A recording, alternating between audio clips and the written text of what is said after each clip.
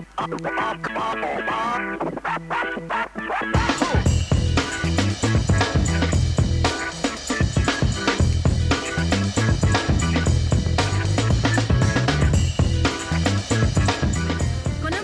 はコットンの視点でお話が進みます。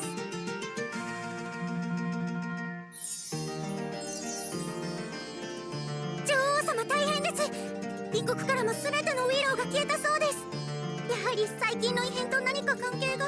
This week, I'm back with another PS4 game. It's Cotton Fantasy Superlative Night Dreams, known as Cotton Rock and Roll in Japan. I'll just jump right into this one. If you're a stranger to the Cotton series, just know you're not alone. Having only played one or two entries before, I know I enjoy the game's gameplay, but Cotton wasn't always an easy series to get into. After all, the older entries are hard to find indie darlings that command a high price on the second-hand market. Thankfully, nowadays, the Cotton series has seen a bit of a resurgence with games such as Cotton 100%, the delightful Cotton Reboot, and this game, Cotton Fantasy Superlative Night Dreams.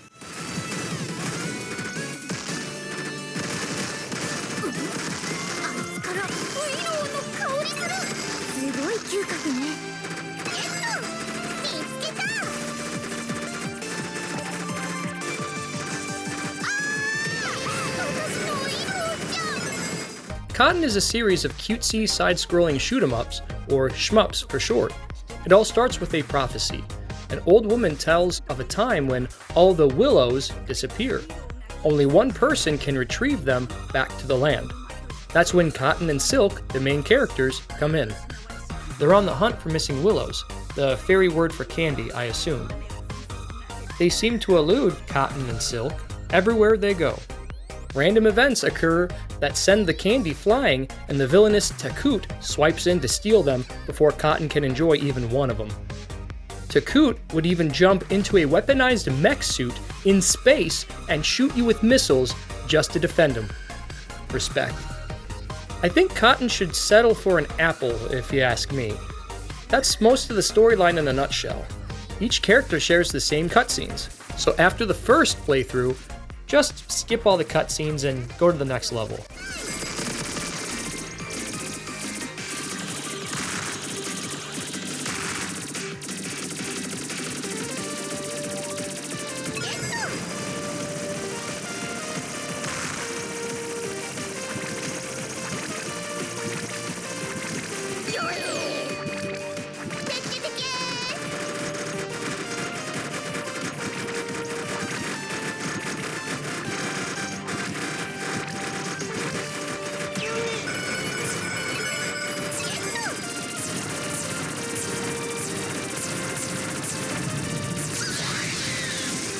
It's a bummer each character doesn't have their own perspective of the story, like how I originally assumed it would, since the game starts by stating the story is from Cotton's perspective.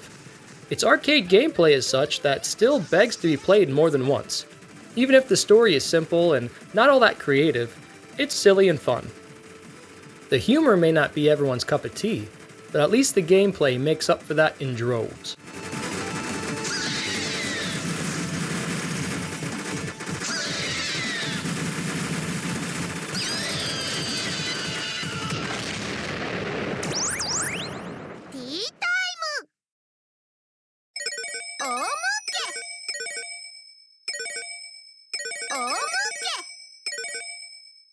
You have your choice of a few characters to choose from, with additional characters you can unlock, with big variances in gameplay that keeps things fresh and fun.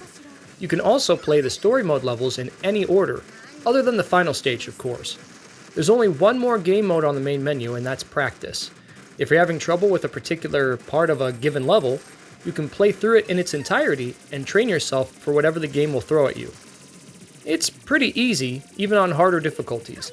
The game does get tougher depending on which difficulty you choose, but Cotton Fantasy takes the old school arcade approach, where if you want to use a continue, it will wipe out your score. So unless you're gunning for the high score, you'll get through the game just fine. It's not like anyone cares about high scores nowadays anyway. There are infinite continues at your disposal, and each playthrough is fairly short, so even if you absolutely stink at Cotton, you'll be able to finish the game.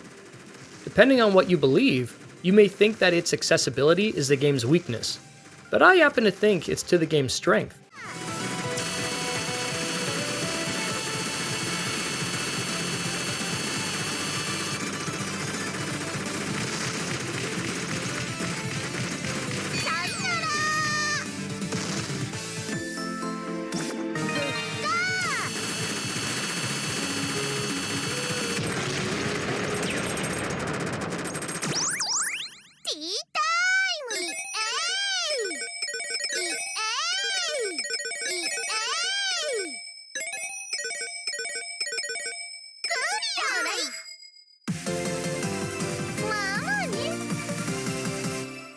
If Cotton Fantasy isn't very hard, and it's accessible to people of all skill levels, what's the catch?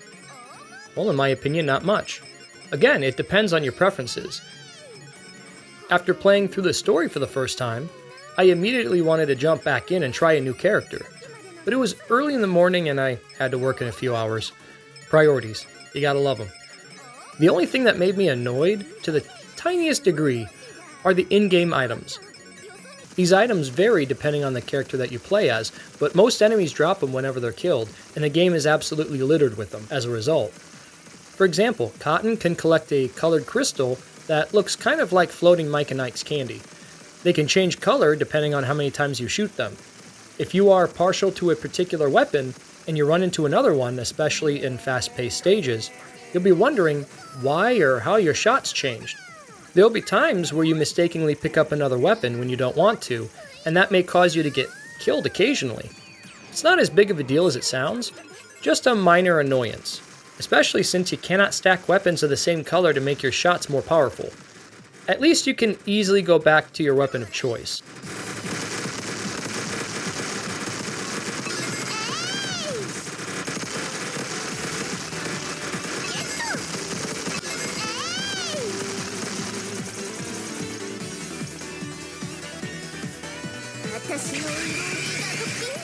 Earlier I mentioned how every character plays different. There are several characters you can play as right out the gate, and there's even more you can unlock.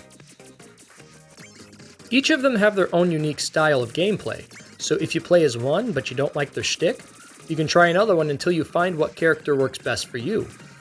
Cotton plays like previous games, which I would consider to be more like your classic shmup gameplay. Fine, that's the character's name, has a timer that has to be recharged if she takes any enemy hits, or before time runs out by collecting crystals. Luffy uses charged laser attacks, and so on. There's a little something for everybody here, and the big bad bosses are pretty cool too. You have giant kaiju-looking characters like dragons and weird alien slugs that look like they were ripped straight out of a Godzilla film. The boss fights don't outstay their welcome, and I can only recall a couple times where I couldn't see a path out of the bullets and I was forced to take a hit. Thankfully, the special attacks turn all the enemy's bullets into bells, which I believe net you points.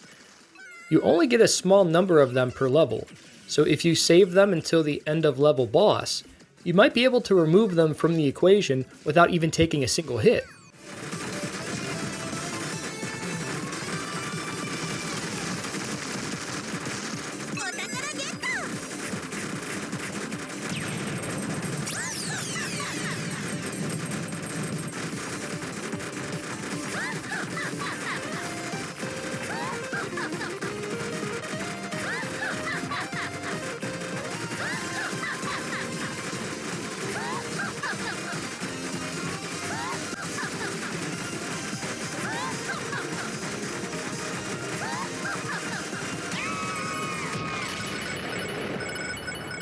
Cotton Fantasy's Superlative Night Dreams is a simple game with lots of character and charm. You'll have to be able to read the subtitles since the characters speak in Japanese, and you can only play one player, so no multiplayer here, unfortunately. If that doesn't bother you, there's a lot to be said about how much fun the characters, the bosses, and the levels are, not to mention how satisfying the simple act of shooting and dodging gunfire is since the game controls so well.